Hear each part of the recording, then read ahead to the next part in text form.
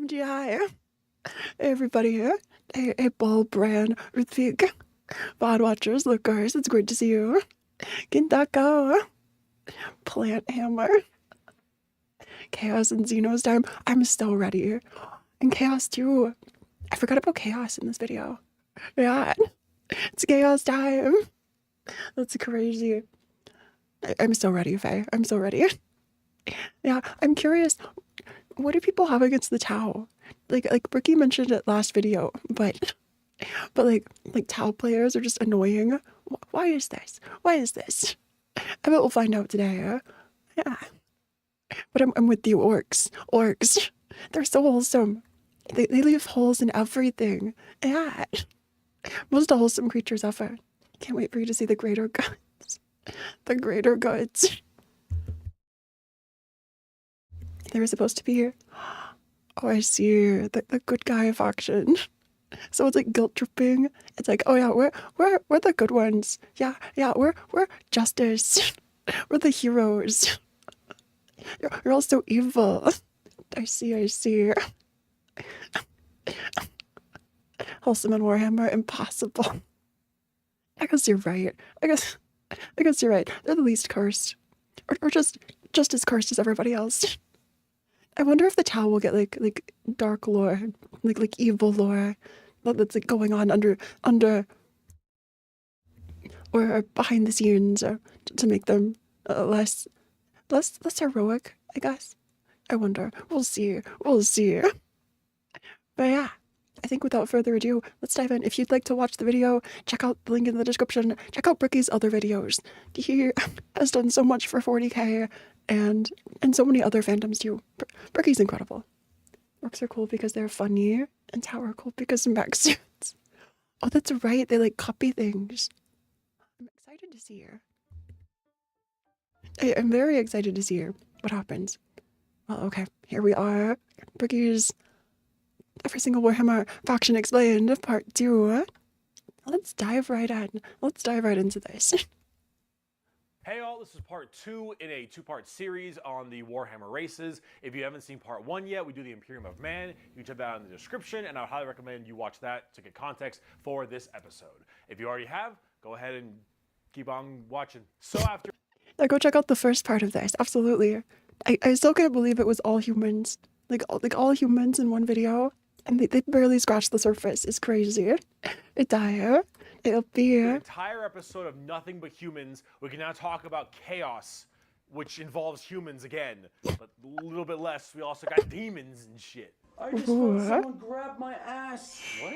Like hard, Nick. So, as I've mentioned many times before, oh, the legs. The warp, the immaterium, the hellish landscape, the purgatory dimension realm between the material realm of our existence. Now, in the warp, it's terrifying, horrible. There are demons everywhere. Things are crazy. All your so minds, creepy. thoughts, and emotions get projected there. It is both formless and empty. It is vast and tiny. It obeys the laws of time and physics while simultaneously does absolutely nothing of the sort. It is a hodgepodge and a culmination of just unknowable, eldritch, horrifying shit. It feels very, like, almost, I have nothing, like, no experience with Lovecraft, but, like, it looks like what people say is Lovecraftian. Is this what people say is Lovecraftian? Like, tentacles, existential horror, creepy spaces, or, like, beings or whatever? Yeah. 40k Wendigo. Yeah, it's sort of like 40k Wendigo. Honestly, speaking of Wendigo, I need to watch Mandela Catalog, the new release. Video's a bit quiet. I can turn up the video. Time and physics while simultaneously does absolutely nothing of the sort. It is a hodgepodge and a culmination of just unknowable, Lovecraftian horrifying horror shit. And there are 4 gods that permeate in chaos and the warp. These are the 4 major chaos gods. And if we wish to learn about chaos, we need to learn about each and every single one of these chaos gods. I love these designs. I adore these designs. We like went over this briefly last time. I'm excited to see more. Oh, volume's good? Okay, perfect. Thanks. It's Aya. The warp is basically a good plot device for whenever you need illogical or timey-wimey stuff to happen. Ooh. First up, we have Khorne, and he is the easiest. Khorne That's right, corn. Blood for the blood gods. Corn it is. Corn it is. is your classic Satan. He is all about anger, murder, fighting, blood, guts, death. You ever heard the term blood for the blood god, skulls for the skull throne? Skulls, That's yeah. Khorne. The whole idea is that he is all about the fury and strength of battle. He doesn't care where blood comes from, so long as blood is flowing. The more I think about this, the more I think I've just heard so many people make Warhammer references like this, blood for the blood gods or whatever, and I've just never caught on. I just didn't know, but they were being made all over the place, and like looking back, it's crazy. He wants to fight and murder and carnage and slaughter and death, death, death, death, death. That is Khorne. Very simple to understand. Next up, you have Tzeentch, and Tzeentch is the god of change. However, the god of change, it permeates in so many different other ways. He's the most... The holes everywhere are creeping me out. The holes, like, in the knees, the kneecap holes. Ew. God of change. Eldritch of all the demon gods. He has this weird way to always be plucking at the strings of the universe. He's always conniving and scheming and doing his best to cause as much little bullshit as he can. Tzeentch is unknowable. Everything that makes sense, he will and won't do. Every future and setting and every type of destiny or fate is all foretold and also changeable. It is set in stone while also completely random. That's crazy. It makes sense, but it doesn't make sense. I feel like Tzeentch is like AO3 personified. All the AUs, some are like ship stories, some are like actual continuations of the plot, some are both, some are neither. Some make sense and some make no sense. Reminds me of Azula. Oh, Azula the Blood God. Ooh. Yeah, also, this mouth, like the mouth at the bottom, what's this mouth doing there? What's that mouth doing? Just saying. He knows what everything is going to happen and also that none of it's going to happen. You would ask Tzeentch a question. That question leads to 3 more questions. And those questions lead to the heat death of the universe, which asks 4 answers to those questions. And then he thinks to himself, what are questions even really? And are you even asking the questions, or are you simply giving paths to answers? I feel like Tzeentch would either like be empowered by a JoJo reference or just like implode. If someone makes one JoJo reference, it's over for Tzeentch. It's over. It's, yeah, that's all it takes. That's all it takes. And then Tzeentch combusts. Ooh, the Chaos Gods don't have definitive physical forms. Some like Khorne and Nurgle have consistent type forms. But Tzeentch and Slaanesh vary wildly. No way. No way. Yeah, all the AUs together. All the AUs come together. It's like the Sea of Konda in like Honkai. And other horse shit. Tzeentch is just, I'm gonna fuck with stuff. He is The little yes laugh. and he is no. He is the understanding and he is complexity. He is unknowable. And that's what the God of Change is about. Very bizarre. And he likes birds a lot. I don't know why. Next up we got That's crazy. That's red flag. Red flag. If they like birds, if they think birds are real, that's a red flag. Obviously. I think we've gone over this before. Yeah, if birds are real to them, it's, you know, something's off. Papa Nurgle. We got Papa Nurgle. Papa Nurgle, Papa he loves Nurgle. you for who you are. Probably not. He will murder you just the same. But Papa Nurgle is about rot, pestilence, death, and decay. He is the end of everything. Him and Tzeentch do not like each other very much because where Tzeentch represents change and adjustment, Nurgle represents stagnation and death. He is all about miasma and pestilence and Another design. So here are like other depictions or versions. I love how thematic a lot of these are. My favorite, Grandpa Nurgle. It's giving like Uncle Minar. If you know Arknights, it's giving Uncle Minar, like just like the uncle thing. But that's it. They're not the same. large He's my bloat grass. and pus and organs and people just being sedentary, sloth. He is the idea that everything will rot and decay and die. Nothing Honestly, I see it. I see it. This is what peak performance looks like. Okay. Okay. Let's just be honest here. Let's just be honest. This is top of the line, okay? Nothing is certain besides decay and death. All of us will end up the same way, and broken down through just sheer never-ending decomposition. So the joke that Nurgle always loves you is generally because of that, because we all end up the same. We all rot, and we all die and wither. That's Nurgle, and he's got a general theme of course, pestilence and different kinds of diseases and sickness and things of that nature. That's generally Nurgle. He's pretty easy to understand as well, and he's... Why do they all have their mouths like, at the bottom? Okay, do you see this mouth? It's covered by like the play bar. Do you see this mouth at the bottom? I'm just saying, do you see this? Are we seeing the same things? Hey Graham, you joined during Nurgle. If you look it up there, there's an IRL religion for Papa Nurgle. Nurgle units are Reddit mods. That's crazy. That's a crazy Amadora and Ada. He chonk! Finally, we have the youngest of the Chaos Gods, and that is Slaanesh, also known as the Prince of Pleasure, or the God of Unspeakable Excess. I'm sorry, the censor bars. If I were on Twitch, I'd be banned instantly just for having the bars. Just for having the bars. Wow. Slaanesh is generally referred to with sex, but it's not only sex, it's just that's a good avenue if you want to make stuff. Slaanesh is just the idea of the senses of the body being cranked to not just 11, but more like 17. So those creepy eyeball wings, the eyeball wings, 2 little censor bars. Oh, they were too small. They're all necessary. Are you serious? Would I get bonged for showing actual designs? Ooh, deity of excess, so taking anything to the furthest extreme. Yeah, a prince. Honestly, go off. Best prince. Of the body being cranked to not just 11, but more like 17. See, we'll discuss Slaanesh a little bit more when we talk about the Eldar, because they done fucked up, but The Eldar. It, or whatever, is mainly about just the excess of emotions. And therefore, sex is generally a large part of it. However, it's mostly pain and torture. Pain. You could feel pain, so let's make you feel all the pain. BDSM? No, BDSM on max. Slaanesh is basically the average rave back in the 80s.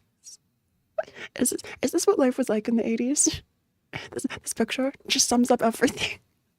Is Lots this of the pain, 80s? torture, but sometimes sexually related or drug related. Lots of drugs. Lots of drugs. Slaanesh gets off on everything. Extremes in happiness, extremes in sadness, extremes in pain and sadism and masochism. And of course that goes along with the sex part of it as well. It's generally referred to with sex because of the color scheme, very purple, lots of exposed genitalia. A lot of their models have like exposed nipples and stuff.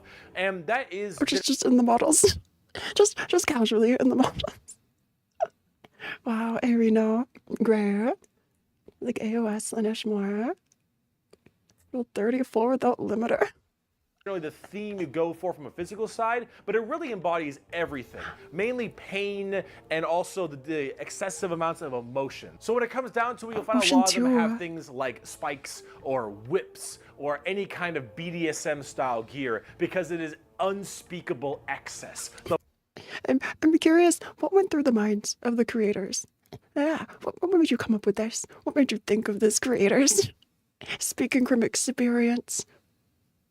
The Prince of Pleasure, everything in excess to the point where it is just sheer frightening. That is Slaanesh in a nutshell. A little bit bizarre and a little hard to describe sometimes, but as we talk more about the Dark Eldar later in this video, you'll understand it far, far better and far more than you want to. Now, you might be thinking, why would anyone ever want to join Chaos? They all look horrible. So, Korn, Zinch, Papa Nurgle, and Slaanesh. Okay. horrifying, Look at the screwed up, and Slanish's just creatures frightening later. things, right? Really? Well, the thing is that, of course, one, your mind is put into the warp and the materium, so you can be easily swayed by chaos demons when they get into your head, especially if you're a psyker. Sometimes regiments of the less mentally strong people, whether they be civilians or, say, low-level guardsmen or conscripts, can be easily swayed by this and become chaos cultists and stuff, and they serve their dark gods and whatever god they like random prefer. cultists. However, and this might seem strange, chaos in their own right isn't necessarily evil. See, the warp is every manifestation of emotion and being. This is literally Project Moon. It's like kind of spoilers, but like the city isn't evil, or like the indexes or the prescripts aren't evil, because it's like the collective unconscious of people. It's like driving it forward. And like all their emotions or whatever. Every soul, everything of existence. This includes all the good evil. things. All the different chaos gods have another side to their coin. Khorne might be death, murder, slaughter, slaughter, but he's also got this weird sense of survival of the fittest, trial by combat, and honor. Khorne will never lie to you. Khorne will never stab you in the back. Khorne isn't about conniving and scheming. Khorne is about straight up mano e mano, you versus me, get in the ring, we're gonna murder each other hard right now. Aw, that's still kind of nice though. It's like you have the sense of like duty or respect even for your partner, whoever you're dueling. Yeah, you're gonna kill them, but at least you treat them well before, right? Right. Chaos gods are absolutely evil. They're sort of Star Rail eons. Kind of. It may not be a good thing at the end of the day, but it is that other side of the coin. Him and Tzeentch generally don't get along because Tzeentch is that conniving schemer, but he's also about the idea of hope. Where there is change for your predicament. I'm just seeing this, but Tzeentch sort of looks like you know like Undertale AU artwork. This feels like Papyrus to the extreme, or like Papyrus plus Alien from like the Alien movie. Can't be the most powerful if he relies on tricks. I guess you're right. You have to prove your strength. Problem, the hope of the galaxy, the ability to bend the world to your will, the idea that your fate is not set in stone, but in reality that you control your own destiny and can control it whenever you want, the changer of ways. That is Tzeentch. And of course, Tzeentch and Nurgle hate each other because while Nurgle does represent stagnation, death, and decay, he also represents finality and ending. The fact that you can be mentally at peace knowing that you will end and how you will end. Fear of the unknown, fear of change is not present with Nurgle. With Nurgle, everything will rot and die. Nurgle, I don't know. One Piece exists. I'm just saying. I think One Piece might be the biggest opposition to Nurgle's finality. Like the last bastion. If One Piece is in this universe 40,000 years later, it's still going. It's still going. It's totally propaganda now for like the Emperor, but it's still going. It's still going. It stands. Tzeentch is the type of guy where everything is all according to plan, even if it makes zero sense. That's crazy. Tzeentch, I'm telling you, Tzeentch and JoJo either go so well together or like they're mortal enemies, one of the two. And that provides that finality, that ability that this is over. We are all the same and we will all end the same. We know the meaning of life. The meaning of life is to live and die and rot. And with that, it brings peace of mind. Slaanesh is a lot more simple. While they are the excess of emotion, they are also the representation of emotion. Slaanesh embodies happiness. Slaanesh embodies excitement, yeah, and happiness is an joy emotion and too. pleasure. Not only Sure, it might be like enough happiness to like end you. It might be like overloads of happiness, but there's happiness. There's happiness, totally.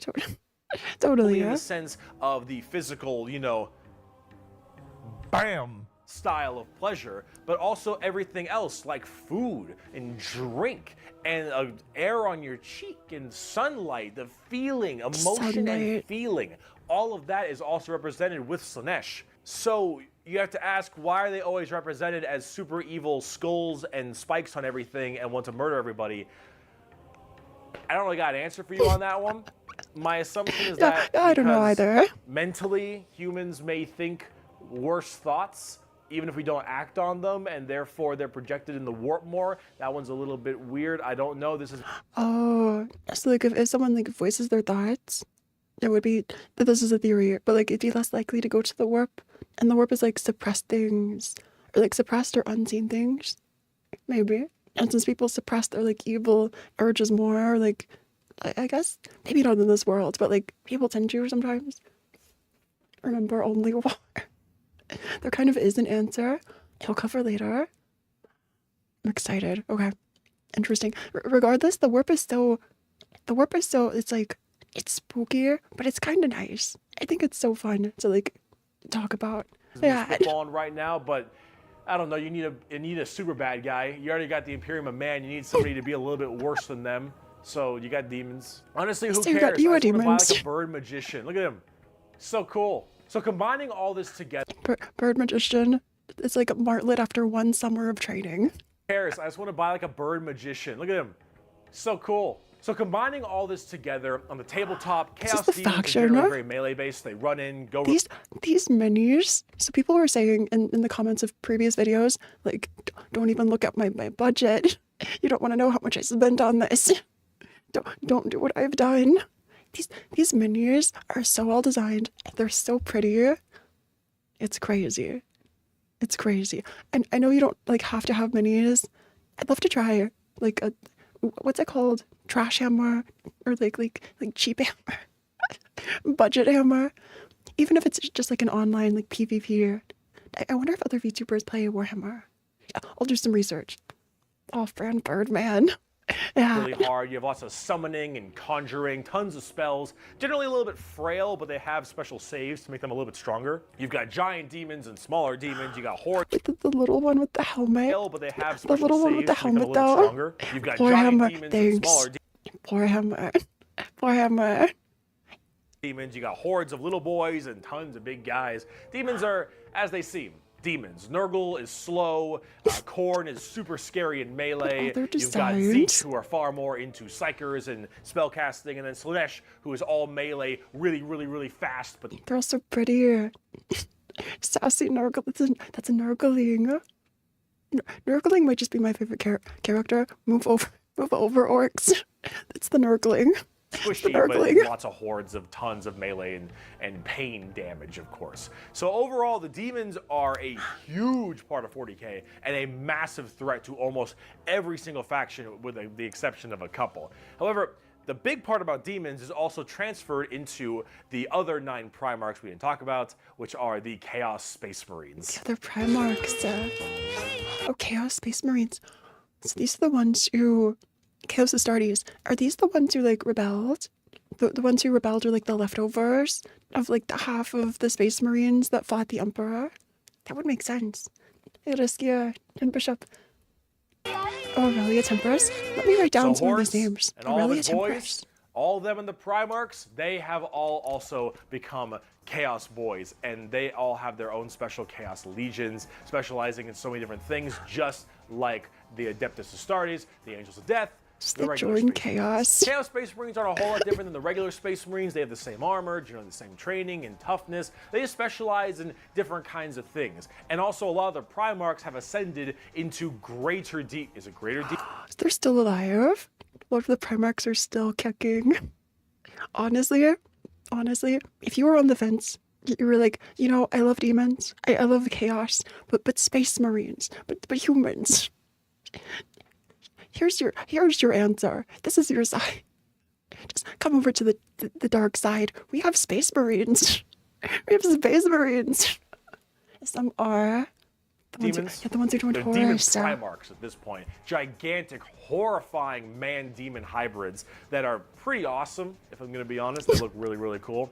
But them and their associated demon legions they Primarchs, are a part of are all kind of going out there and causing a large ruckus for everyone else. Considering the raw strength and firepower of a legion of Space Marines, imagine that entire legion just converting to chaos and immediately fighting you. It's generally pretty horrifying. There's a lot of them, so I gotta write them down, but you've got the 9 of Emperor's them. children with Primarch Fulgrim, loyal to Slanesh. These people, they are some messed up people. Did I just see like a face, a skin face stretched over your armor on the left? That's so creepy. So each of them are like aligned with different like chaos gods. You can't hate their aesthetic. Honestly, the aesthetic is so pretty. Or okay, maybe not pretty. It's a nice aesthetic. It's a nice one. Today's shy look for real. They're just For real, sensory Kitsune. overload, tons of drugs, tons of torture. And I think Fulgrim is a demon Sensory Primarch overload. right now. And oh god, I am terrified to see what that man looks like. At least on the tabletop, because Emperor's children are not good people. You've got the Iron Warriors, which are kind of like opposite of the Imperial Fists, with Primarch Perturabo, I believe is his name. They're Chaos Undivided. They just kind of serve chaos in a general aspect instead Chaos of in choosing one of the general. four. But the Iron Warriors are big on the siege and fortification, and they're basically entirely against the Imperial Fists and are a major rival. Perturabo, I believe, is also still alive, and I'm also very interested to see what he looks like, because Demon Primarchs are badass. So they haven't all been released. Like we know they're there, but they haven't all like had their designs released officially or something. Yeah, Undivided, and I wonder how like the Chaos Gods think of these. Like, yeah, we're not picking any of you. We're serving all of you. Do they get jealous? Or does it matter? I wonder. Maraviglia? Ooh. Yes. You've got the Night Lords with Primarch Conrad Kurz. Conrad Kurz is dead, which is good because he's a sick fuck. But the Night Lords are generally about terrorizing people and terrorism. They're generally about fear, and rightly so. Oh, You've got the fear. World Eaters with Primarch Angron, still alive, also excited to see. All those faces. All the faces. Just everywhere. Again, these low faces. These very low mouths. What does this design mean? What does this design mean? They Steel Wolf. Yes, they can get jealous. They're so over the top it becomes funny. It's so true. So true. World Eaters with Primarch best thing. Angron, still alive, also excited to see. Angron, if you think you've known an angry Angron, person, Angron is the angriest son of a bitch you will ever know. Angron removed parts of his brain that didn't make him angry, so he could be angrier. Angron, fucker's mad. You've got the Crazy. That's crazy. That should be like that should be a clip. That should be a clip. Honestly, it was forcefully done to him. Oh, I see her. He corrects himself in his Legions video. I mean, Angron does have anger in the name, so you know, it's like anger without the ear. Deathgar with Primarch Mortarion. They actually have their own special codex and their own major army on have a tabletop. codex? Mortarion himself is actually one of the models, and This is look one of at the him. minis. Look at him. It's so cool looking. Look, okay, look at this design. Look at this design. All the details, the tiny details that go into this. This must take forever. Of course they'd be this expensive. I don't even know how much they cost. Should I, like, I know some minis are expensive. Should I look up Chaos Astartes mini? Yeah, just to get like a price. How much do these cost? Chaos Space Marine. Where to buy these? I'm not seeing like websites to buy. I'll look this up later. Don't look at the price tag. I'll look this up later, I swear. I've gotta know. I've gotta know what a nice butterfly. It is really cute. Yeah, just look over the spikes. Ignore all the Of course, decay. Nurgle based, obviously. It looks so good. very slow, but very Games tanky. Workshop. You've got the Word Bearers with Primarch Lorgar. Lorgar is, I believe, still alive. I don't know what's up with him at the current moment, but the Word Bearers are Still generally the people who alive. caused all the major problems in the beginning. At least I blame them for it. They're little assholes. You got the Black Legion with Primarch Horus. Get fucked, Primarch nerd. You got the Horus? Primarch Horus? Wait, Horus is real? Over 50? Over 50? All these designs. The fact that they came back. Alpha The fact that they Legion all with came back is Primarch crazy. Alfarius Omegon, Chaos, I think. And then finally, you've got the Thousand Sons with Primarch Magnus the Nerd. The Thousand Sons also have their own book, just The with nerd. Death Guard. Magnus is also a tabletop model. Magnus? Super cool. Magnus like feet, like the reptile feet, all their wings. These are also you're huge. You're huge. Over $10. I guess that's true. Flame and Alu. It's Magnus the Red. as you can tell, and they're all Magnus the super Red. heavily psyker and kind of Egyptian themed. They look pretty neat, but overall, with all of these Chaos Space Marine factions, you can play as a lot of different ones, but the main So many ones that you spikes, can really work at are standard Space Marines, Chaos Space Marines, as well as the Death Guard and Thousand Suns, as they are the most fleshed out, especially on the tabletop at least. See this right here? This is a really good way to describe the Chaos Space Marines. What the thick-headed fools with their broken corpse of an emperor fail to understand is that not only can they never defeat us, but they cannot hide or flee or shield themselves from the triumph of chaos. Good thing to keep in mind is Warhammer lore constantly updates, so a video over a year old could very easily have outdated. I see Angron and Johnson, Loyalist Primarchs. They now have playable models. Angron has a playable model. That's crazy. That's crazy, Maxis. I'm looking this up later. They are finite and we are unbound, undivided. They must not err, or they shall fall to heresy. All who fall join our cause. Every imperial fool who dares to open his eyes is a willing recruit. They strive merely to hold back our fury and might, and it consumes them.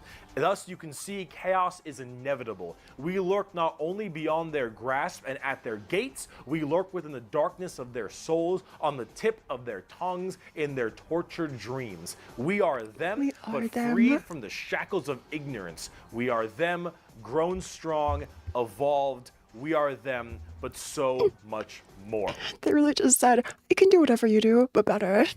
Yeah, that's what we can do. Crazy. So smug, but honestly, they're so real for that. They really just said, I am inevitable. As hardcore as that quote is, the saddest part is they're mostly right. Chaos is basically unkillable.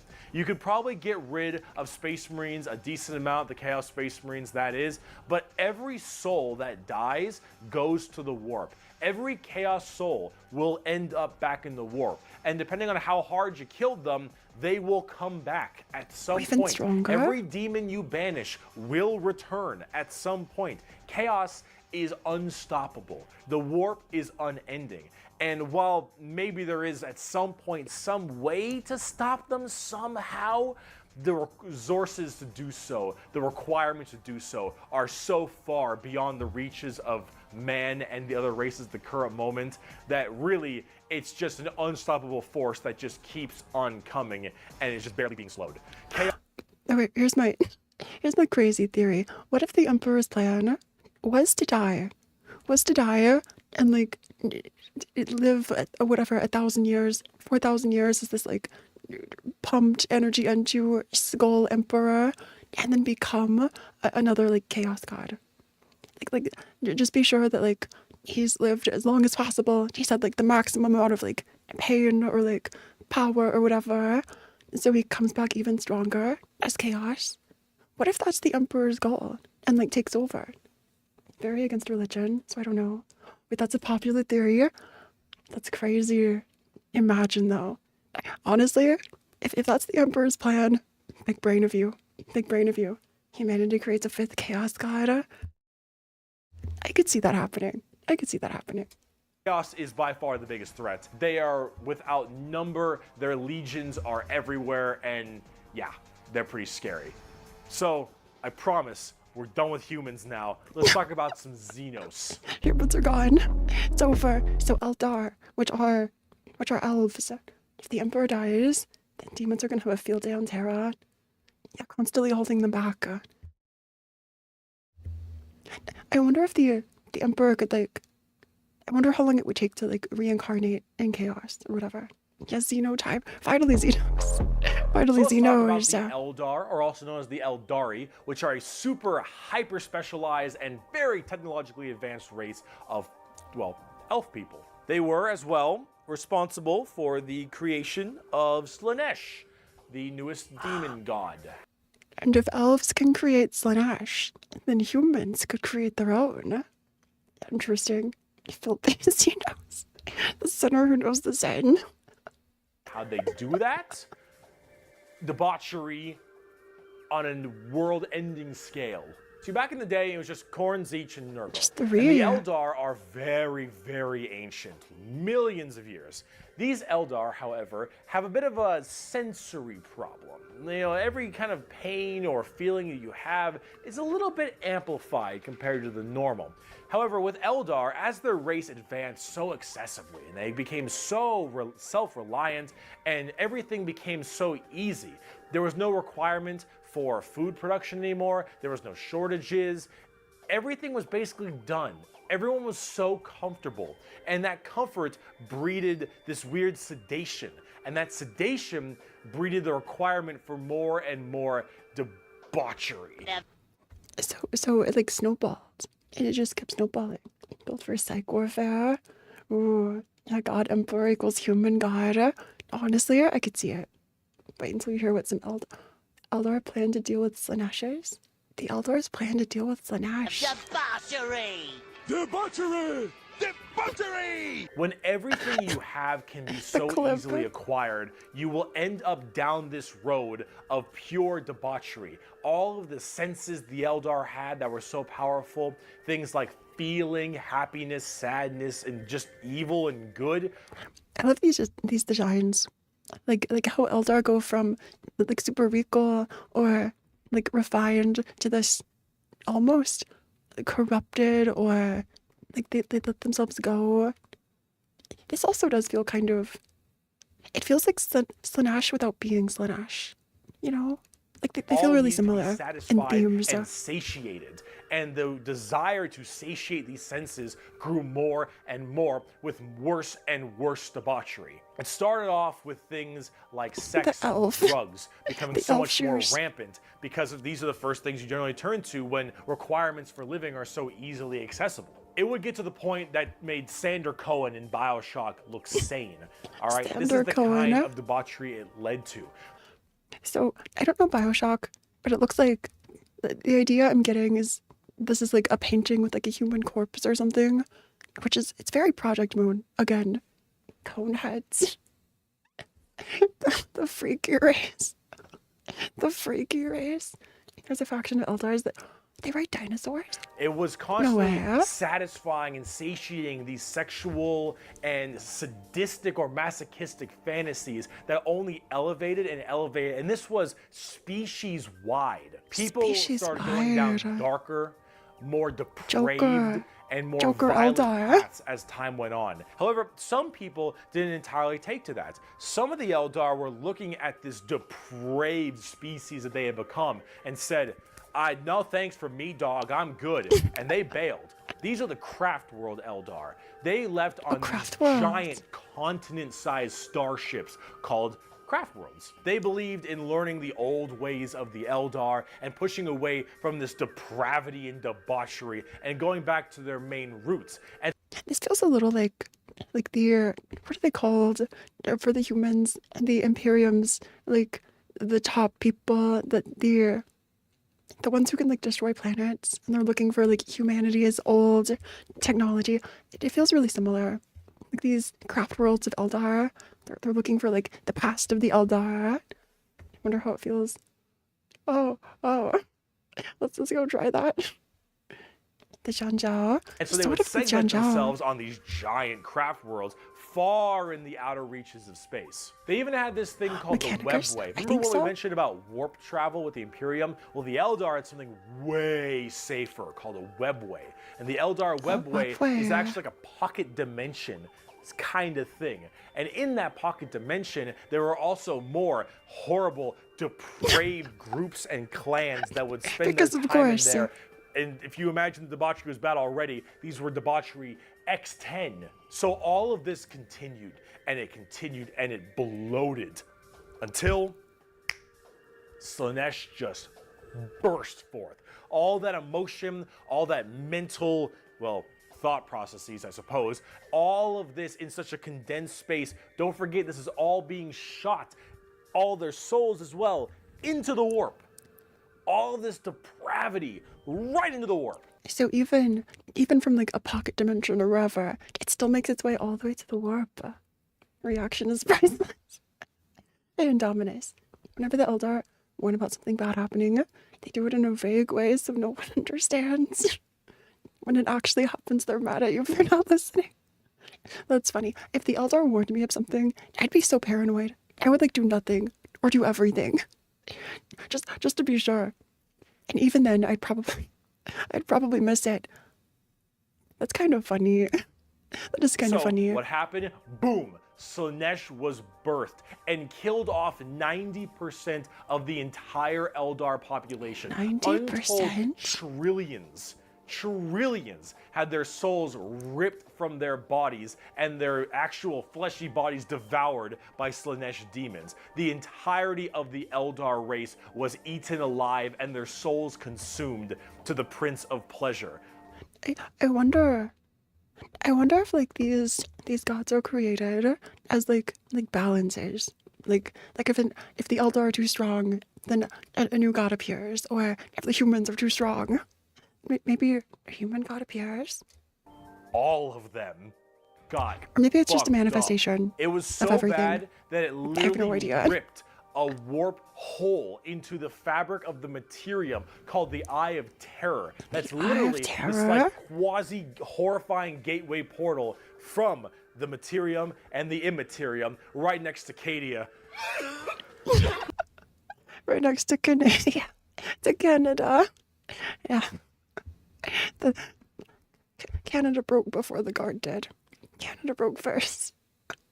Oh, Stephens, yes and no. Yeah, I feel like it's pretty complicated. And it is horrifying. Oh, Cadia. So this Slaanesh, Okay, also known yeah. as She Who Thirsts by the Eldar, slaughtered the entire population She Who except for a Thirsts. couple. Those in the craft worlds were actually not affected by this as they were so far in the reaches of the galaxy. That crazy crack, that birth of Slaanesh only matter. affected the ones in the center. So these craft world Eldar were able to escape, but Slaanesh got their sights on them.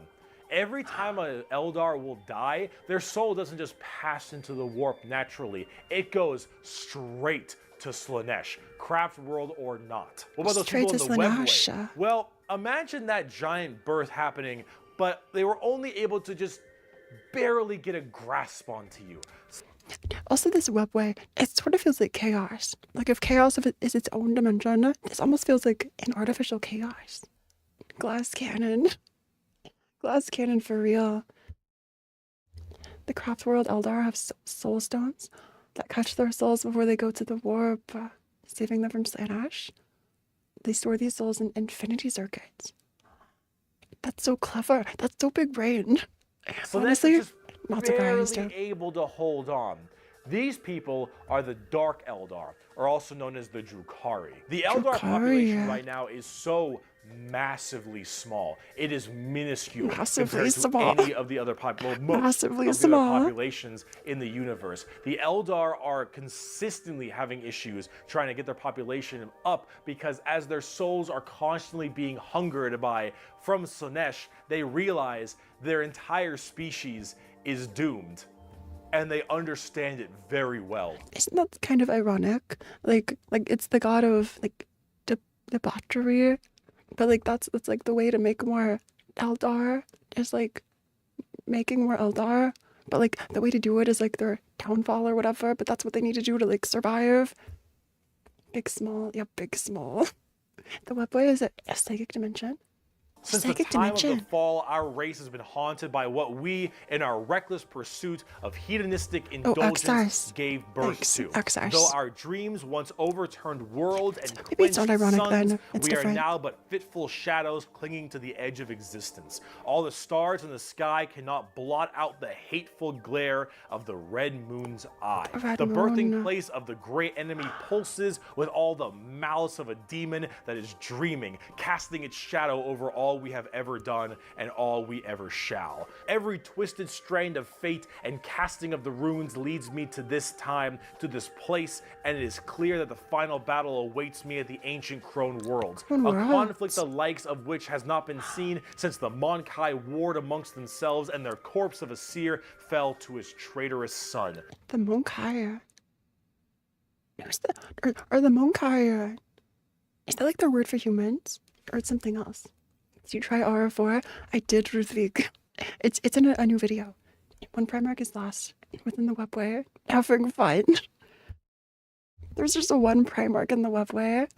Humans, yes. The Maokai are humans. Okay, we'll see this later. And all my steps lead towards it, no matter that I walk other paths. I see the stars stained red with the blood of the Maokai. I just realized it's meant to be Monkey. Ghetto from JJK would love the Eldar so much. Ghetto would join the Eldar in an instant, in a flash. And though their wars do not concern me, I would gladly let them destroy one another. I know that to avoid this fight is to condemn my race to inevitable doom, and though all I see is darkness, I know that I will not flinch from my destiny.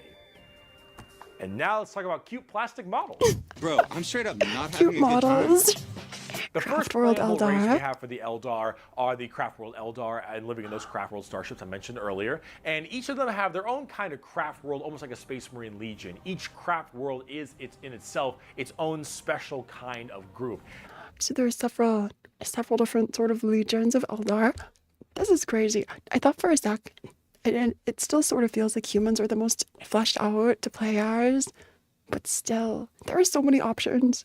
Even, yes, they're humans, but when it comes to like, the demons and Chaos Warp, there are so many options for you to play with. There are so many Eldar, it seems. I'm excited. The planets are still in the Eye of Terror. The Chowcall humans, Gala, the Gorilla, because humans are stronger than they are. Really? Really? Hey, Grumpy. That's so surprising.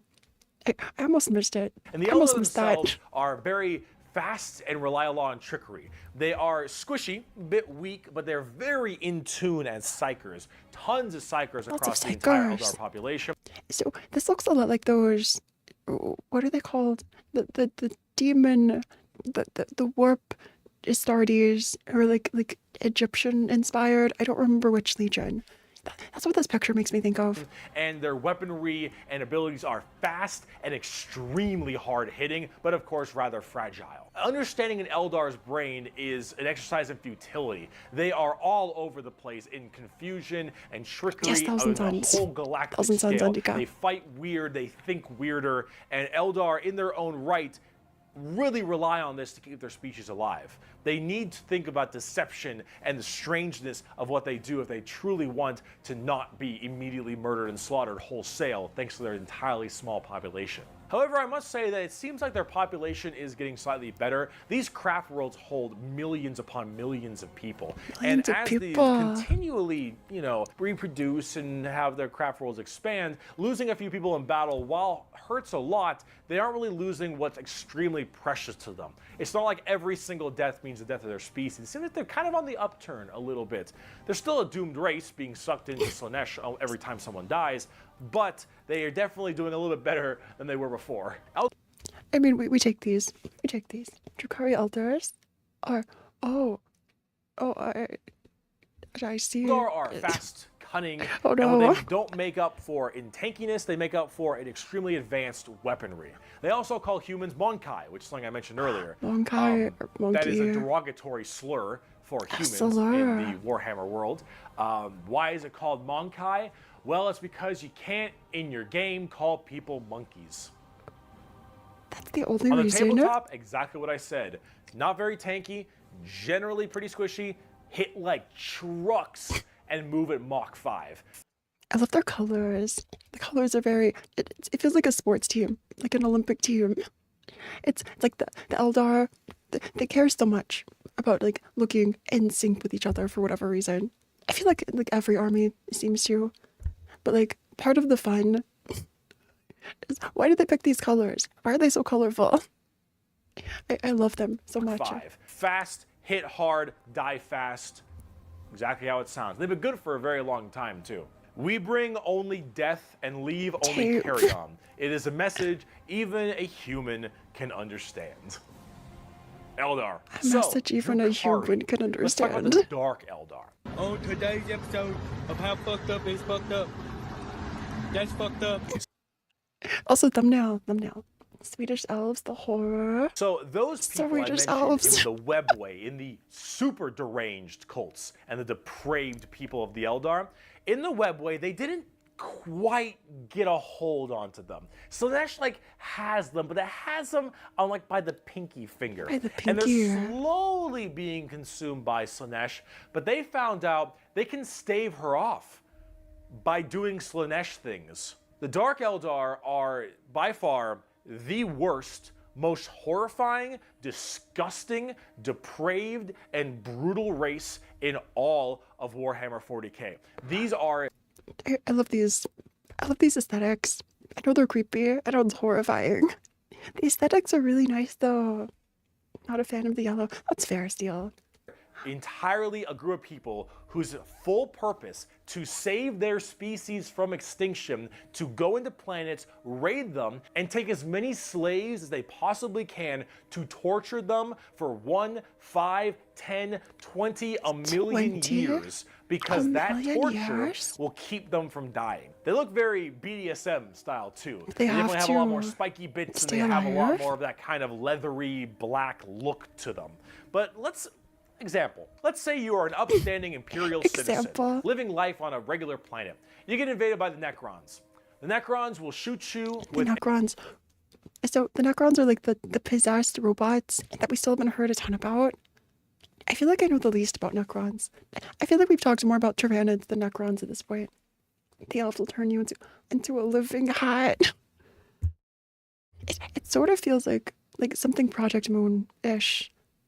Also, hey Chaplain, you never want to be a Dark Eldar slave. a deatomizer, I mean, and you you can't will knock be it till you try destroyed it. in a millisecond. Maybe it's and fun. That's it. Not the Famous worst way to last go. words, probably. You are invaded by Chaos Marines or something. You take a bolter shot to the head or a chain sword across your stomach and you get cut in half. Ow. Painful, but not the worst. The orcs arrive. They beat you to death. Hurts, but, you know, whatever. Tyranids, they eat you alive. It's pretty rough. The Dark Eldar. This is going to get a little graphic. I apologize. Okay, get ready, everybody. Graphic. Worst torture and deprivation is for Jukari. Family friendly, fine. You pray you die. I'm glad You it's don't. family friendly. You are instead taken as a human slave. Your life will be endless work and agony, 24/7. They will make sure you can't not die, as your pain satisfies them. You can't die. They will hook you up to all manner of torture devices. They will inject pain-based stimuli drugs directly into your nervous system. They will slowly run razor blades across your skin. They will fillet you and pull out your Flare. teeth and your fingernails one by one. They will remove your appendages and your skin and wait for it to grow back so they can do it Wait again. for it to They will grow murder back? and torture and use the R word, it rhymes with grape, your entire family in front That's of you crazy. and do the exact same thing to That's them. horrifying. You yourself will also be rhymes with grape anywhere and everywhere possible. And this will occur for 20 years until you are no longer 20 satisfying to them. years? And then you will be contorted, crushed, and twisted into some form of trophy, a fleshy trophy, Fleshy or trophy? a ring, or Yeah, a content warning couch, for real. or a TV stand, or perhaps a wonderful hat. While you are You weren't joking. Don't knock it till you're... I'd like to retract my words. I'd like to retract my statement from before. Honestly, that's crazy. That's crazy. They like making these poor souls watch Cats the movie. Cats the movie. Oof, oof. Yeah, at first I was going to make a joke like, well, at least you're immortal if they make sure you can't die. Sure, it's painful, but you live forever. They don't even let you live forever. Tried to warn ya. Yeah. Every hand you see is another poor soul. That's crazy. Honestly, I'm not surprised.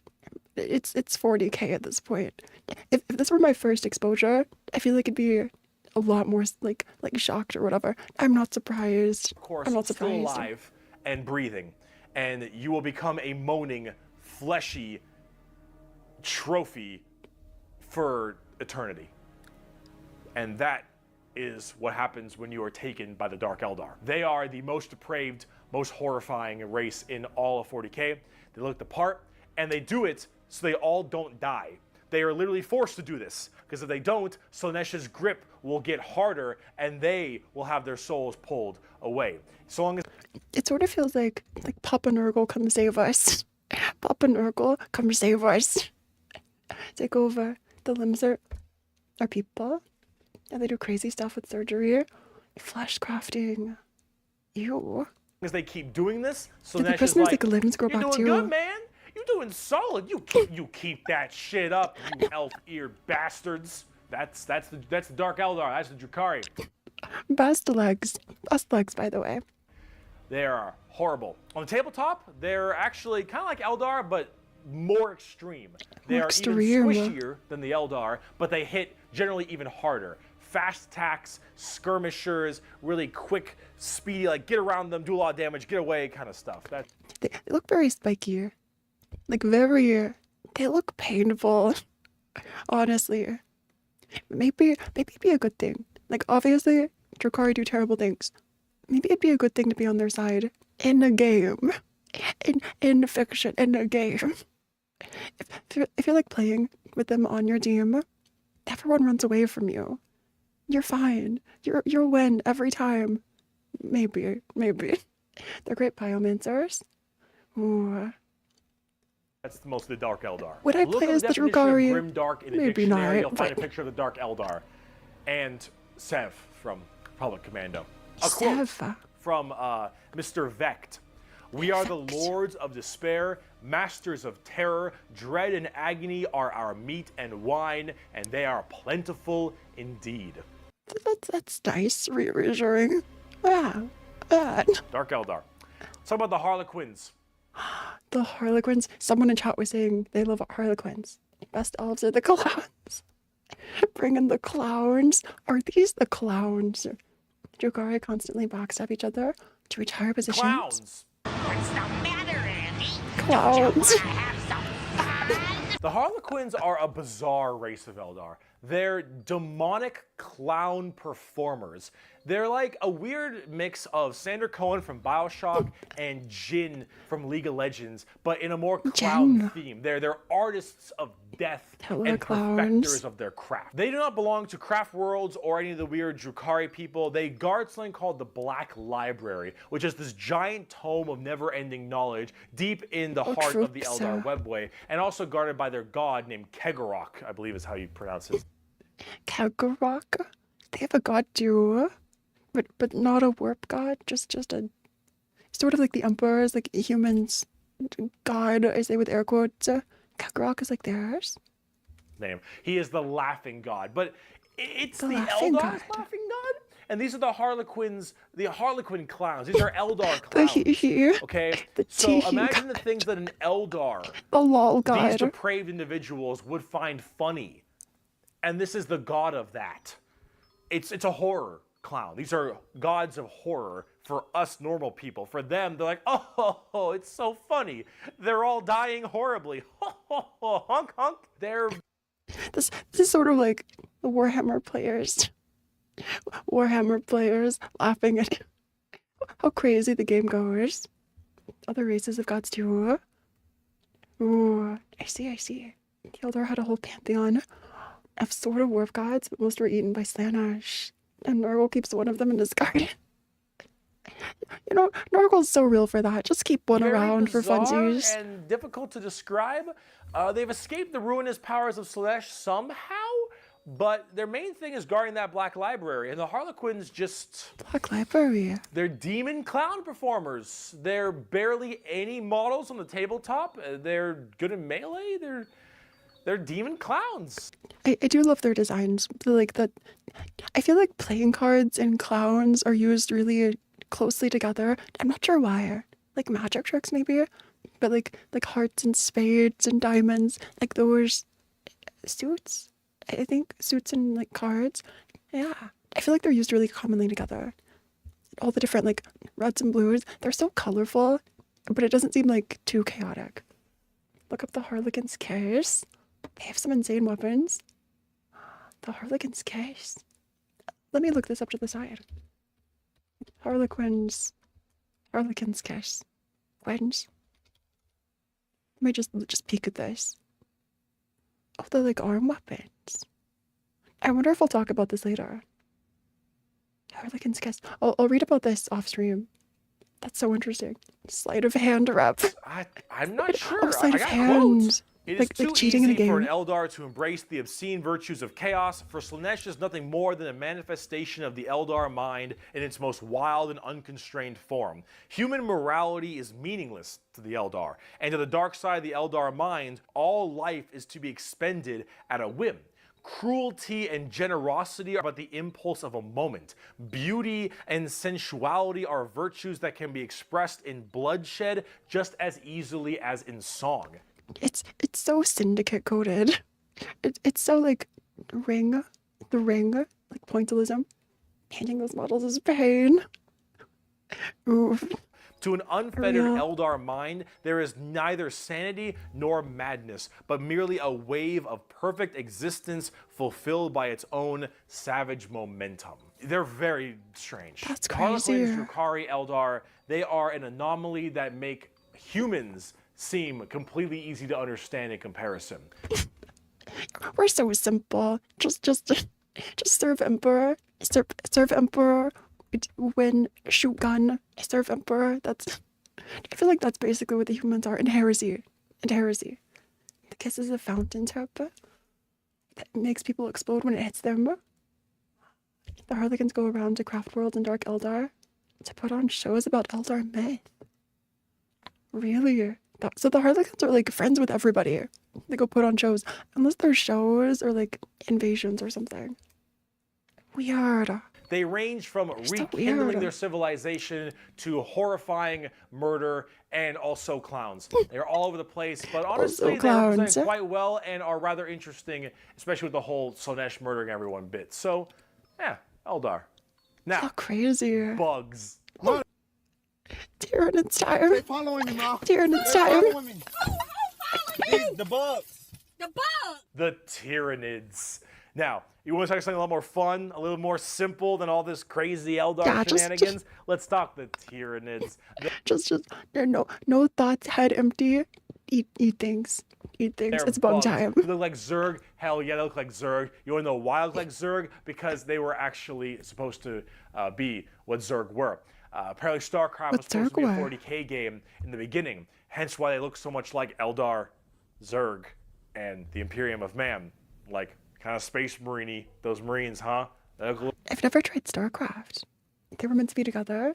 No thoughts, just little bit space marine-y to me. Just Maybe. nom. I don't know. Yeah. You really fucked up on that one, Games Workshop, didn't ya? Tyranids are a giant infestation of unfathomable proportions. These are giant, spiky. extremely bio-advanced hive mind organisms that are basically all about absorbing as much biomass as they possibly can to evolve and mutate to be extremely potent and powerful and kill and eat anything in their path. They are probably the least evil faction in all of 40k because all they want to do is eat shit. They want They're so real. They're just little bugs. They're big bugs. They're just big bugs. You can't fault them for that. They're just big bugs. They're hungry. Let them eat cake. That's not what that means, but let them eat cake. want to om nom the entire galaxy. They hangry and we food. Also, this Tyranid hive mind has a presence in the warp. In fact, Tyranids in their own right have a massive warp. presence in the warp. They have a thing called the shadow in the warp specifically, where when they are coming in to invade a planet, they have this weird ability to kind of cut off the warp on all the psychers on that planet. And how do you get help across the stars? Well, you need the warp, because you need that for interstellar travel. That's crazy. But I wonder if this could be like used by humans. Like I could see humans capturing a Tyranid and finding how they do this, and then sealing themselves off from the warp. Only good bugs and dead bug. That's fair. That's fair, I guess. They're really insectoid. I guess you're right. Like they just have shells or like long insectish arms. Yeah, but so no with backup. people unable to call for help from the Tyranids, these are just easy pickings. And an entire giant Tyranid hive fleet comes out of orbit and just will massacre, absorbing all that biomass and turning them and all of their other Tyranids into even more advanced monsters. They come in so many varieties too, all based on what is important. Tiny little ripper swarms for scouting and having little dudes eat people up, to the hormigons, termagants, and gene stealers, all the way to the hive guard gene and the stealers. exocrines and the swarm lords, to hive tyrants and their giant battle fleets, and even something as crazy as the hierophant bio-titan. That's huge. If I came across these, even in a video game, like imagine you're just walking in Minecraft. It's not Herobrine you see, it's these things from the sky. You ones have lots of tentacles. Oh, thanks for the super again, Maxis. Marnius Kilgar, Ultramarine Librarian, tried tapping into the hive mind through the warp and it almost killed him. And the hive mind got... Really? That's crazy. So someone did try this. Weird. Exterminate. Exterminate. Their conscience must be so strong. Tyranids come in honestly. all forms and sizes depending on what they require. They are extremely good. Oh, not Marnius. Never mind. I see. Marnius isn't librarian. The chapter master. Tigurius. I see. At anti-biological weaponry, there is no way you can plague them or blight them. They have extremely strong armor, carapaces and such. Tyranids are nigh perfect organisms and are pretty spooky when it comes down to how they handle all of their genetic material. Keep feeding them, they'll keep evolving. They keep on creating new horrifying organisms to spread across the galaxy. And you want to know what the most terrifying part of the Tyranids is? We might be surrounded. There have been like around 6 or 7 Tyranid hive fleets. But that's true. Who like are outside of our universe or whatever. Like they're from distant reaches of space. And so I think it was Luton who said that they were like scouting fleets or whatever. And there could be so many more. That's insane. Strongest faith in the universe isn't being good. It's not being evil. It's being hungry. Honestly, strongest power is hangry. Everybody feels it. Everybody relates. It's hangry. You're so right, AK.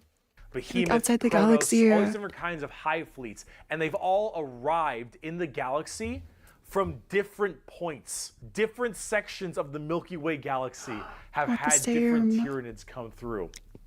Different And sections. that is horrifying, because as far as we know, we could just be surrounded on all sides by Tyranids. The only reason you may not hear a whole lot about Tyranids is because it's a little bit hard to have a bunch of story off of one hive mind genocidal monsters. All these giant fair. bugs swarming in, killing and eating everybody and evolving. Oh, I mean, as cool as there are, there's some cool characters, the Swarm Lord, Old One Eye. You can't really have a whole bunch of major character-based stories around them. As awesome as they are, they're simple. They want to eat you. They want to eat you and absorb your biomass. They are simple bugs. If you want I'd kind of like to see like a fic or something about a day in the life of Tyranids. From a Tyranid's perspective, what's it like to be a Tyranid? Necron or their Bane. They do sort of feel like opposites. Like Necron are like machines that are possessed. And these are like the ultimate life, like the opposite of machines. Space Marines 2 is about dealing with the Tyranid invasion. And it releases like this year, right?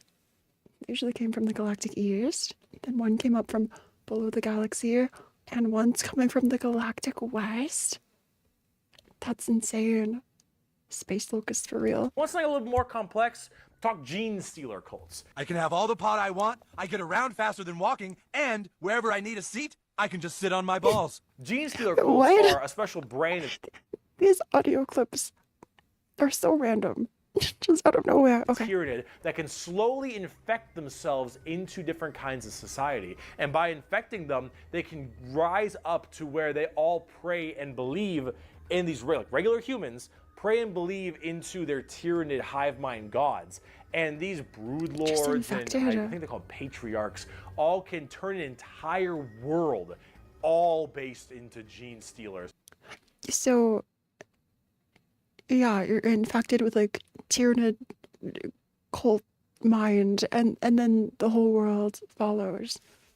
Oh, that's a South Park reference. I still haven't seen South Park. A lot of people recommend it. And these are They aren't multiple Tyranids. It's all one gigantic hive mind. That's true. This must be a huge hive mind. If it has so many legions or like groups or squadrons. called gene stealer Yeah. cults. An entire hive world of the Imperium can be turned into nothing but servants of the Tyranid masters just by infecting them and screwing with their genetic code a little bit. Just They a also have this little cool, like, bit. Mad Max look, which is really neat. They are definitely one of the bigger threats to the Imperium besides Chaos. I keep saying biggest threat to the Imperium. They're up there though, because you, dingus, stepped on a bug in middle school. This is all revenge. One person killed one bug, and the hive minds, the hive mind invaded. Yeah, the Tyranid virus.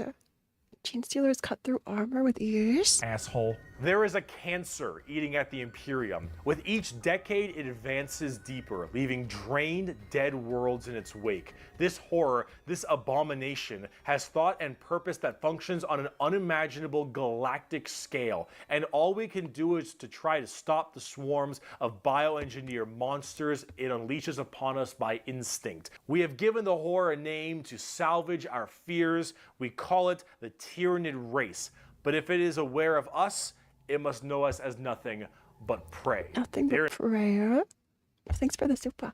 Basically, a Bruthor tongues a human male, and the human male's baby batter becomes mutated, and descendants become influenced by the hive mind.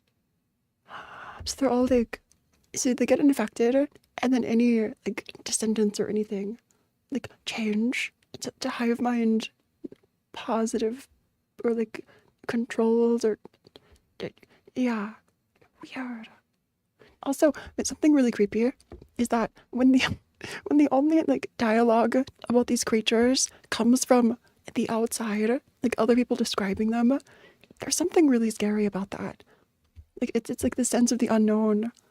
If it's aware of us at all, it must only know us as prey. But if it is aware of us, That's it must crazy. know us as nothing but prey. Tyranids, they're cool. But are they as cool as the orcs? No, absolutely not.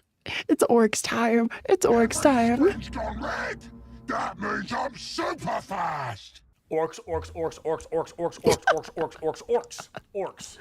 Fucking love orcs. So, yes, the green monsters, the green best. They're tide, the the best. green skins.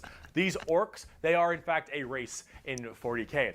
The orcs are as exactly what you expect them. They have archaic weapons, they're big boys, they have axes, and they have got big old teeth, and they want to kill Huge everything, and there are teeth. so many of them. And they're so happy. They're the best. The shroom horde. Let's get them. The only reason they have Let's any get 'em. in the entire galaxy is they can't stop murdering each other. Orcs are so cool. Orcs don't have philosophy. Orcs don't have existential crisis. What matters is who's the biggest orc. You listen to that guy, because he the biggest orc. He big orc. Big orc knows best. You win through the power of imagination. Of all the races I have battled throughout the galaxy, the orc is the hardest to comprehend. That's the They best. wage war with machines that should not work, care little for strategic gains, and are just as likely to slaughter each other as the enemy. How does one battle an enemy that defies all logic? Honestly, go off, orcs. Go off. I think they might have just solidified their place as my favorite ever. Are they creepy? A little. Do they like fight each other? If I were an orc, I'd be beaten down every day. I recognize this. But also, orcs are orcs. They could make Nerf guns to shoot real bullets. Honestly. As an orc, you're enjoying life. You're enjoying the life you're given. Your whole life and job and purpose is to get up and beat each other to death because you can. The biggest orc is the man who understands everything. He is the boss. And orcs have this boss. really weird, like, big, dumb, stereotype British accent, which is British just hilarious accent? to me. Those are orcs. You Do they have voice acting? Or is it just like writing? I'd love to hear a voiced orc. They're the only race to be happy to live in 40k. They look like they're having fun. honestly, like flying on these these bomb rockets or whatever. They're incredibly strong psychers. They're just too dumb to really master it. That's insane. Nerfed by the plot, honestly. Fight. You like to fight. Your whole purpose is to fight. You wage war because you want to wage war. You got your boss over there, and you better listen to the boss, because if you don't listen to the boss will squish you and make you an example for the other orcs. And then you can't fight because orc dead. And orc dead can't fight because orc dead. Orcs.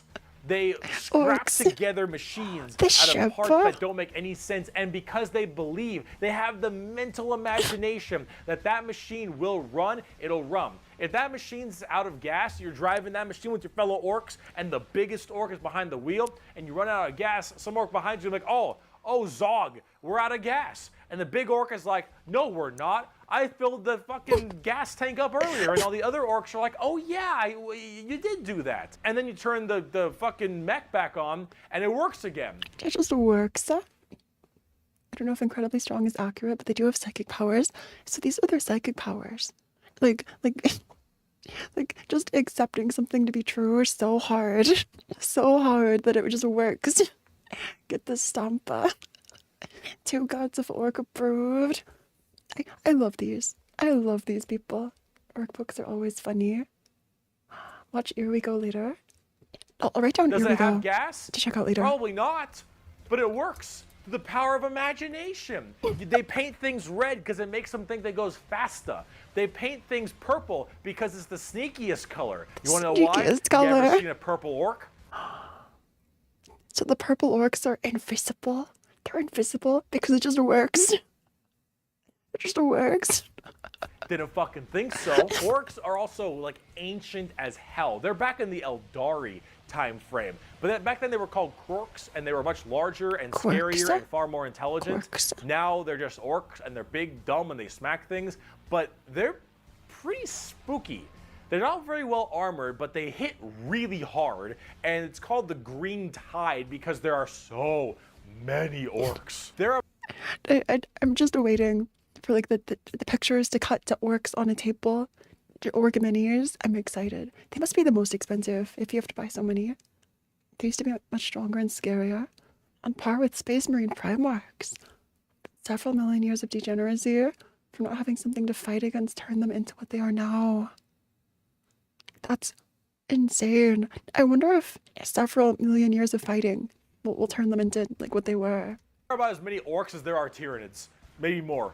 Who knows? But they More keep than on Tyranids, maybe? murdering each other, so it's not too bad of an issue. Orcs are entirely comic relief. Their stuff is slapped together. That makes no sense. Are they launching themselves out of cannons? Oh, also, someone said earlier that there are orc voice lines in Space Marines 1. Okay, I'll have to go check these out later. On, murdering each other, so it's not too bad of an issue. They're launching Orcs themselves are out of these cannons. That's crazy. Comic Crazy. relief. Their stuff is slapped together. That makes no sense. Their vehicles don't work the way they're supposed to, but they work because they think it works, because they imagine that it works. Orcs care only about who is the biggest orc, and they will The follow the lime biggest suit, orc. yeah. And then if they want to be the biggest orc, they'll challenge the biggest orc.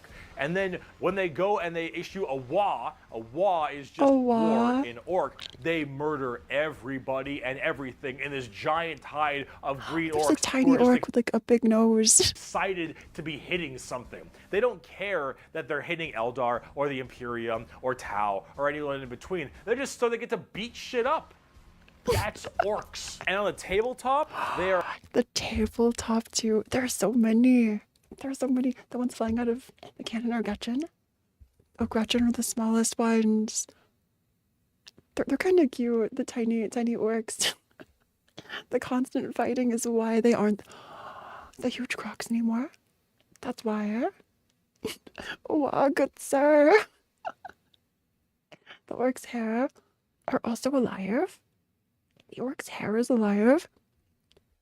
I mean, look at all of these. Look at the big ones too, like in the background. These like machine things. a And even total bigger. coin flip, and they're really fun. I have never met a salty orc player. I have never met someone who plays orcs and is ever just a bad guy or There's yellow too.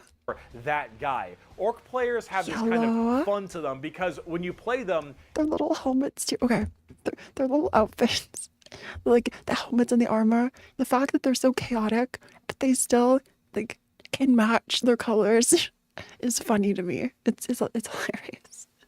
Orcs are also part fungus. I see. Weird. Mushroom you are orcs. completely submitting yourself to RNG. So here's the thing. Guardsmen, Imperial Guardsmen, when they shoot, they roll a dice, and on a 4 up, they'll hit their target. They have a 50% chance. Space Marines, pretty good. They hit on a 3 or higher because they're well trained. Adeptus Custodians, they hit on 2s because they're just super well trained. Orcs, they hit on a 5 or higher. But if they roll a 6, 5 or 6. they get to make another shot with anything, from the dinkiest pistol to the biggest rocket launcher. It doesn't matter. Half of their stuff will blow up on a whim. One of their medics, if you roll a 1 to heal someone, you fuck up your surgery and you just kill an orc. Oh, this orc's face. But it's normal. I'd be scared of an orc medic. That might be the most terrifying idea ever. Don't make fun of them. They're just having the time of their lives. They really are. What I wouldn't do to become an orc, a big orc. I'd have to be a bigger orc, not like a me-sized orc. They multiply by growing underground from spores. Their hair squigs are like an oversized frog with a ponytail, attached to an orc by biting. Creepy. It's like the fish that like clean sharks or whatever. But the hair is like a creature that just bites their head out. They're so wacky and silly. But the thing is if you roll well, you roll high, and you keep rolling high, you are going to crush people. And if you don't, you lose. I mean, that's what you get when you play orcs. It's a gotcha game. Why didn't people tell me sooner? Orcs are gotcha. Orcs are best faction. That's what gotcha. happens when you play orc. It's a coin flip, which is why you can't be a salty bitch when you play orcs, because things won't go your way. It's just the roll of the dice. You're playing a dice game. But if you're gonna have fun and you want to be stupid and you want to be silly, you're gonna play some damn orcs. But on the opposite side of the fun part of this, let's talk about the Necrons. Opposite of fun. Boring Necrons. Well, here goes nothing. Orc T3 go fast. Oh, so fast they use it as money. Teeth money. Wow. Well, orcs are peak. I think we have Necrons and Tau left. Something like this. Yeah, Necrons and Tau. Okay. Necrons are the oldest faction in lore. Necrons are spooky, scary skeletons and very grimdark again. They have a much more fleshed out lore than before. Back in the day, they were just undead Egyptian space terminators, and they still look that way, but then they actually have a story. There are so many. It seems like Egyptian culture specifically, or like ancient Egyptian culture, is this like used as inspiration. Orcs is a good vibe in times. Yeah, spooky, scary. So way back in the day, you had the Necron tier. Kind of see a theme here: Eldari, Eldar, Krork, Orc, Necron tier. So the Necron tier were this race of generally kind of shitty people. Not because they were personally shitty, but because their lives were awful. They were ill-fated to a horrible existence of like radiation and a terrible planet they lived on, and everything just really sucked. Being a Necron tier was just really depressing. They really were looking for immortality. They were extremely reliant on the hope that they would eventually find the key to living forever and just stave off this horrible nature that they were thrust upon them, and therefore they could become the most dominant race in the galaxy. And they found this group. They're called the Old Ones. Imagine them kind of like the Forerunners in Halo or the Xel'Naga in StarCraft, right? These Old Ones were these strong, pretty much omnipotent beings. So they had this like really, really bad RNG for their planet, who they were, their like infections. Also, what was it back here? It's like biological Necron can't hurt you. They aren't real. Biological Necron. The Necron tier are very Egyptian. Pokemon trainers on steroids. Pokemon trainers on steroids. They're the OG source of the Egyptian theme. Thousand Suns got their theme from Earth's Egypt, which once had Necrons. So in this world, Earth's Egypt had Necrons. That's crazy. That makes sense then. When they wake up, they'd put down their body. They'd pat down their body to check for growths every morning. Like the Forerunners in Halo or the Xel'Naga in StarCraft, right? These old ones were these strong, pretty much omnipotent beings, and they, of course, knew the key to immortality. So the Necrons went to them and said, please, show us your ways. And the old ones said, piss off. Not really, they were a lot more humble about it, but they did not want to share their secret of immortality with the Necrons. The Necrons, of course, took this very well and waged war with them, kind of under this united banner. The Necron different dynasties didn't really like each other, but under this one man, the Silent King, he thought the best way to unite his race was to do this giant war with the Old Ones out of spite for them keeping the secret of immortality to them. So this is basically like the Emperor. It's giving Blood Emperor. The noble Necrons live longer, but not by much. Their lifespans were equivalent to the average lifespan of a medieval peasant in the Black Plague. They just barely lived lives. This was known as the War in Heaven, and this is actually like a multi-stage war, because during this War in Heaven, they discovered the Star Gods, a whole new race of people known as the Catan, or the Catan. These the settlers of Catan.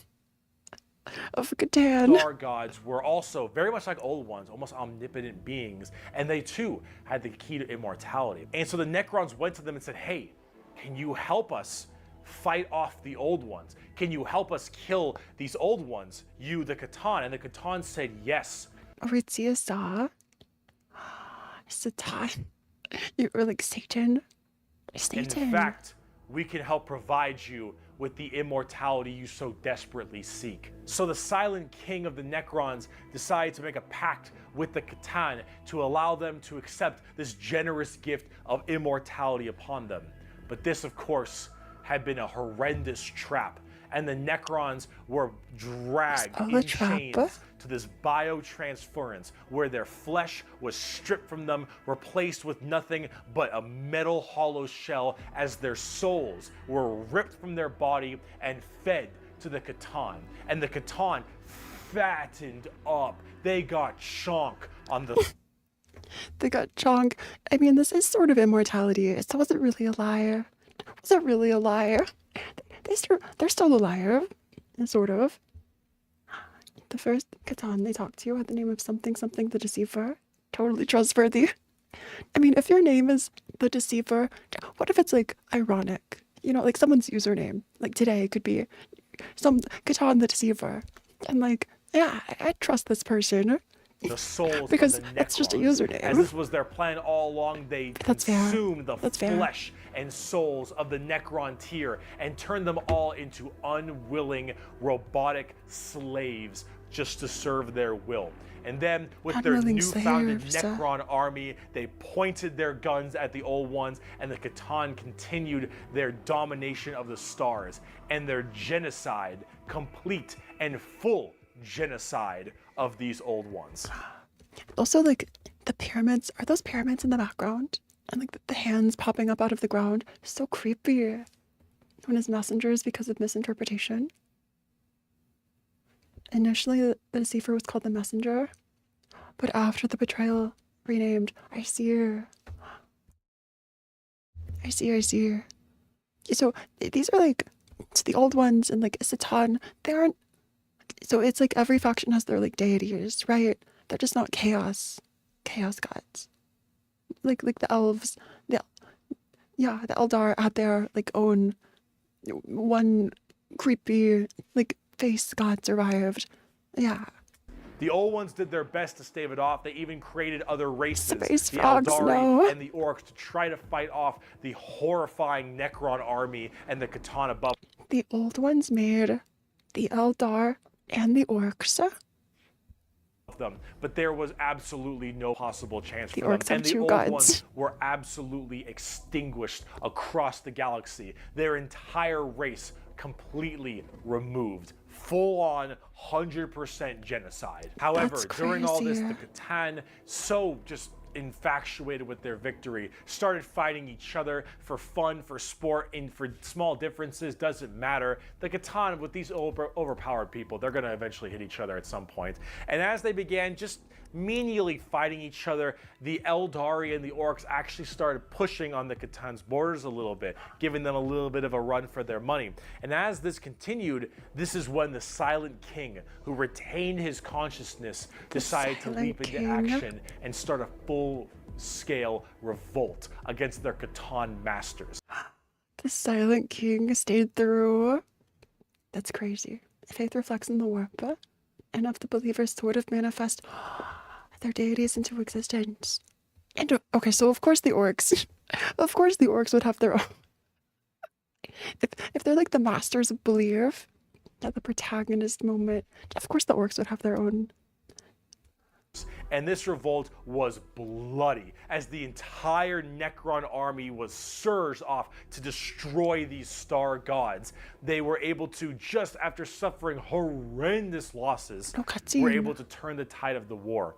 And they took these Catan and they blasted them. Because as these star gods are unkillable, they were able to break them into thousands of shards and entrap them in giant stasis vaults to now actually be slaves to the Necrons. So like energy, because they're infinite or immortal energy. If only all the Necrons synchronized. I feel like this is the if onlys. It's like every faction has all these high points, and it's if only. They did all these things, but if only they synchronized. If only they didn't do this other thing. They're all And with the if Necrons only having the away entirety from domination. of their old gods enslaved to them, they realized that soon their race was about to be attacked by the overcoming new races, the Eldari and the Krorks. So that's what the pyramids are. The pyramids are these like these seals for this town. SCP-40k. SCP-40k. Ooh. So that's what the pyramids are for.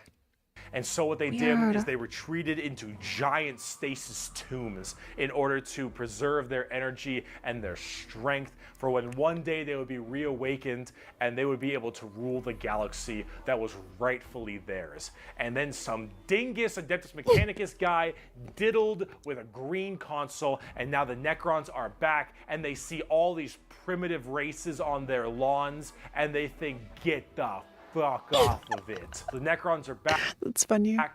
super advanced, and they are here to reclaim the galaxy that they so rightfully believe is theirs.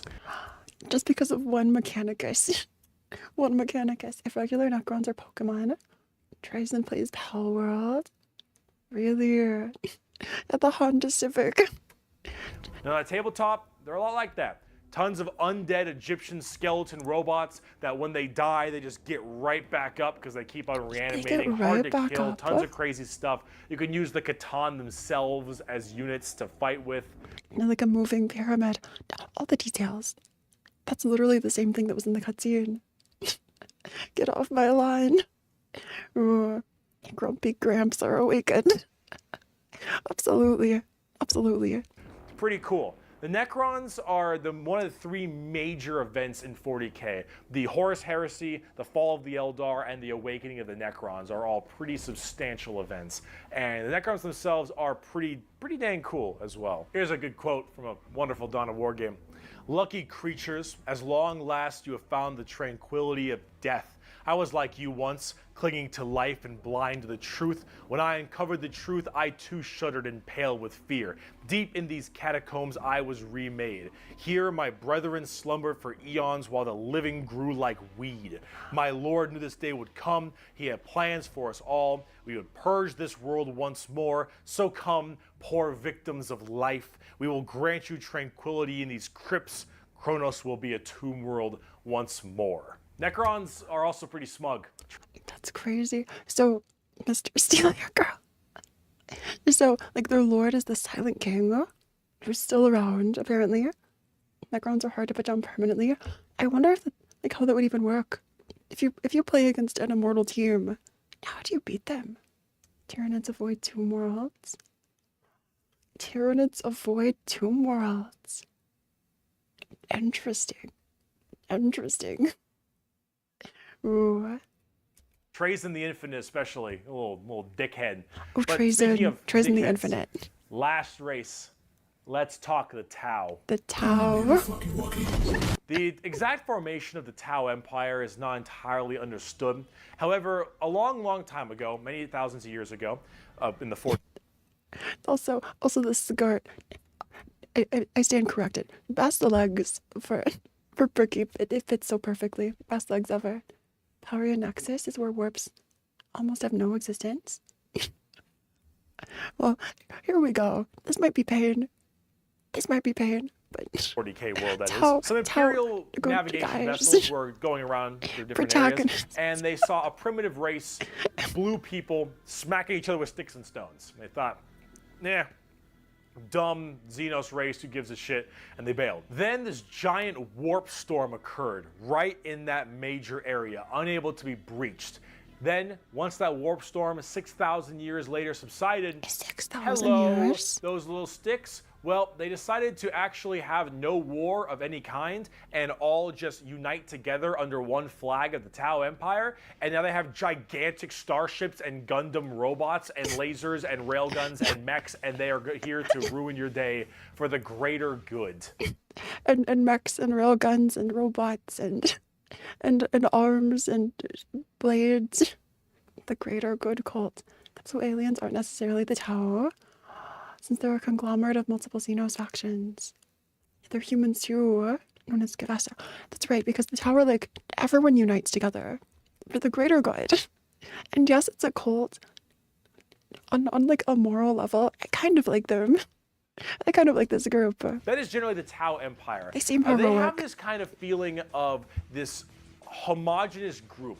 All species can go underneath the banner of the greater good. The greater good Just is a their Gundam. idea of the fundamental increase and help of all. In fact, they are most likely the most like the Covenant in Halo, where they have the overarching prophets, being the ethereals, who are actually kind of dicks and like to pull at strings a little bit, but then you have all these different races directly underneath them, and they all work together in this big group as this large, foreboding race that tries to spread their weirdly pseudo-religious influence across the galaxy. It sort of feels like they're like humans light. It's like humans light or humans back when they tried to have peace talks with people. Work is cunningly brutal, and work is brutally cunning. Wise words from Tara. The alien is not intrinsically evil. Do not hate him. Pity him, his ignorance. Seek to understand his differences and equate him with his inadequacies. Oh, it's such a Only cult. then will he accept his place in the greater good. That's such a cult. Such a cult. The Tau of the widest variety of alien species in their faction. Yeah. Which I feel like could be confusing. Like if they're not super focused as a faction to play as, but they could also be super like diverse. That is They could do generally the anything. Tau. And if you're kind of wondering like what their mainly big shtick is, well, they're all about big robots and mechs. They have laser rifles and rail guns. They got giant mechs with tons of missile pods and heavy rail rifles and rail guns and burst cannons and ion accelerators and void shields and all this stuff. And that is generally what the Tau's all about. But you're probably thinking, Bricky, this doesn't sound that evil. This doesn't sound very grim, dark Warhammer. What happened, Warhammer? What happened, 40k? Also, I hate you, Jaya. Ooh, the only true actual good faction is the splinter group of the Tau, known as the Far Side Enclaves. Or Enclaves. Ooh, they tried to make peace with the orcs. Not the brightest light in the galaxy. And you'd be right. Make a The Tau face with the Empire really orcs. don't have that much of a horrifying, grim, dark style like everybody else. They're much more younger, new age thing. In fact, they're probably a lot less evil and a lot even better than they are now back in the day because they liked having like that good guy faction. But a lot of us who really like the dark, depressing style of Warhammer didn't really like it that much. So, see, the Tau get a lot of hate, and Also, all their suits, they're huge. They're huge. I say this about all of the minis, but when I think of minis, I think many. These are enormous. Huge, enormous. The Snarri women, they're pretty good morally as well. Or the Inari. Hello, friends. We are Tau. We bring you greater good. Do not resist. If they resist, don't worry about it. Don't worry about it. People don't like them because they don't let you fight hand-to-hand fighting. That's why. It's all range. a lot of that The hate models do isn't look really necessarily good. unjustified. It's mainly from a tabletop perspective, but as you can see from all the visuals I've shown you recently, they don't really fit in the 40k universe very well. They lack that super dark, dramatic, kind of high gothic level the Imperium has. They don't have the weird kind of like grungy stuff that Chaos or say the Orcs do. And the Necrons and the Eldar have their own specific style as well. The Tau really do look like something out of Gundam. And while it isn't necessarily a bad thing, it does definitely not fit too well. There's that. There's also the tabletop problem. In tabletop, Tau are horrible at melee combat, but exceptionally good at ranged combat. Oh, these are the glass cannons. They get bigger. Yeah, they do. They're huge. The biggest I've seen in many is 20 inches. Please send a picture in Discord. I have to see this. I have to see this. They tried to make friends with Dark Eldar by sending the people as a cultural exchange. So they blast everyone from really, really far away, and they have a million rules to make it so that it's nearly impossible for you to get into melee combat. So it basically just forces you to bottleneck the game into one specific gameplay style, which is gun to gun. And if you're doing gun to gun, they're going to win every time because they're the Tau, and the Tau are really damn good at shooting. So it's one of those things that make the Tau generally rather hated, and a lot of different reasons for that, both from style and such. But this is actually one of the things I wanted to end this video with, is that the Tau, while they have their issues, you should not be discouraged from playing them. So they're sort of like, they need a nerf. they need a nerf. They're OP here, at least on tabletop, or just annoying. I can't focus. Becky with the skirt. Becky with skirt is what the world needed. Okay.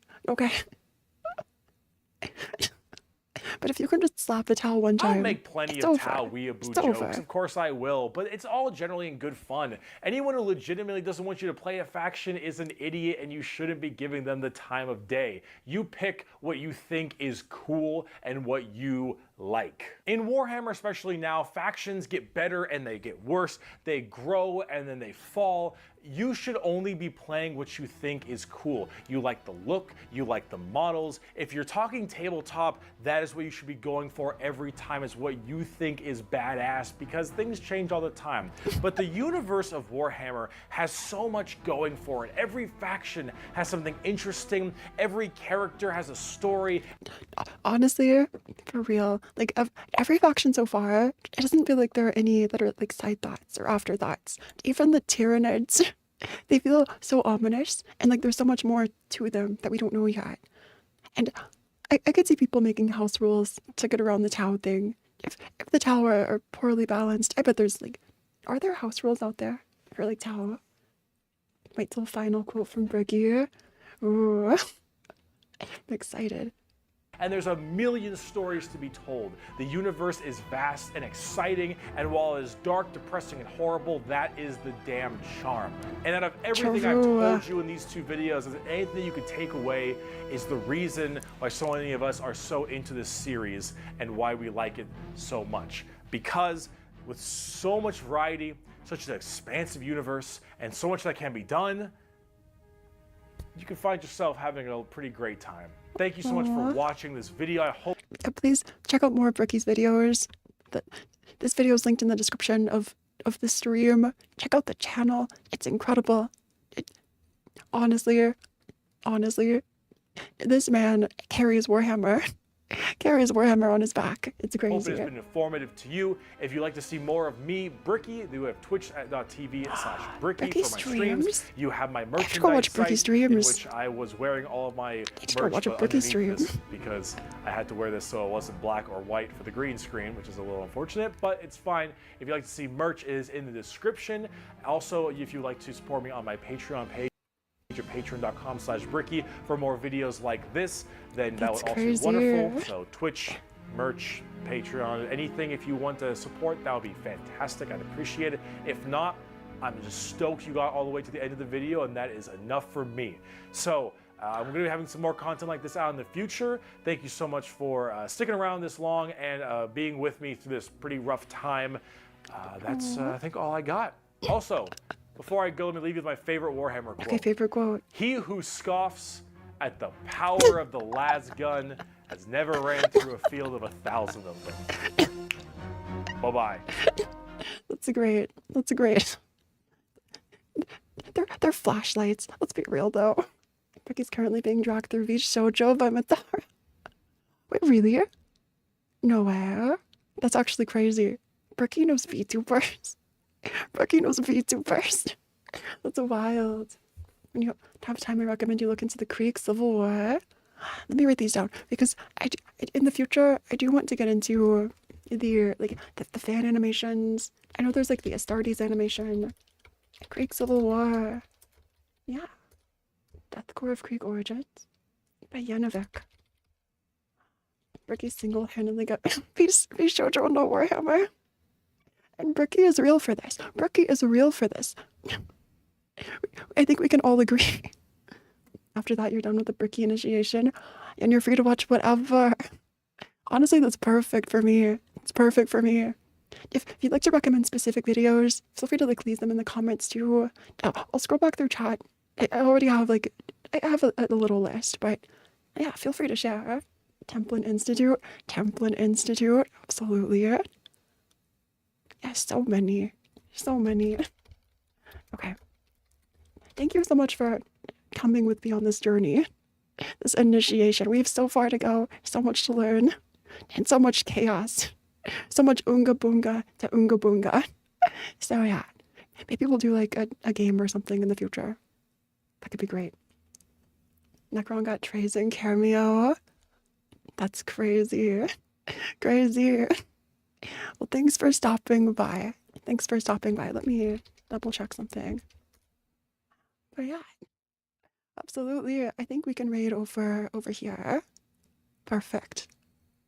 Yeah, please take care of yourselves and have a great rest of your day. Drink lots of water. I appreciate you, Starbuds, and I'll see you all Starside. Leave your recommendations in the comments, and thanks so much. So yeah, bye-bye. Bye.